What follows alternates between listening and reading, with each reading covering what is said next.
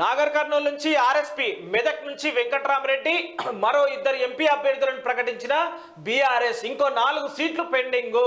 అయితే నాగర్ కర్నూలు నుంచి ఆర్ఎస్పీకి సంబంధించి ఇప్పుడు బీఎస్పీ టు బీఆర్ఎస్పీ, ఇక్కడ ఒకటే చిన్న టాపిక్ చూసుకోండి. ఆర్ఎస్పీ ప్రవీణ్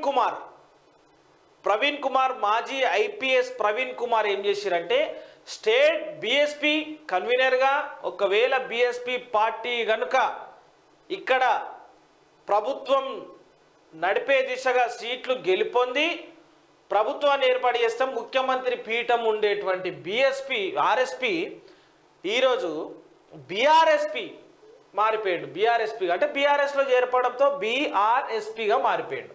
అయితే బహుజనులందరూ కూడా ఏకమై బహుజనవాదానికి బహుజనులందరినీ కూడా కాపాడే దిశగా ఆర్ఎస్పీ పనిచేస్తున్నారు అని చెప్పి అనుకున్నటువంటి వాళ్ళందరూ కూడా కొంత నిరాశకు గురై ఈరోజు షాక్కి గురైపోయినారు. అరే అట్టెట్లా జరిగింది, ఇట్టెట్లా పోయిండు, మరి ఇదే పోవుడేదో తెలంగాణ రాష్ట్రం పార్టీ ప్రభుత్వం కేసీఆర్తో ఉన్నప్పుడే పోతే అయిపోవు కదా, మరి అప్పుడెందుకు పోలేదు? మొన్న తిట్టిండు కదా, 2 ఏళ్ళు తిట్టినటువంటి వ్యక్తిని ఇవాళ దినం మంచోడు అని చెప్పేసి అట్లా అంటుండు అనేటువంటి ఆలోచనలు ఉన్నారు. దీనికి ఆర్ఎస్పీ ఏం సమాధానం చెప్తారో ఏందో ఇంక మరి భవిష్యత్తులో.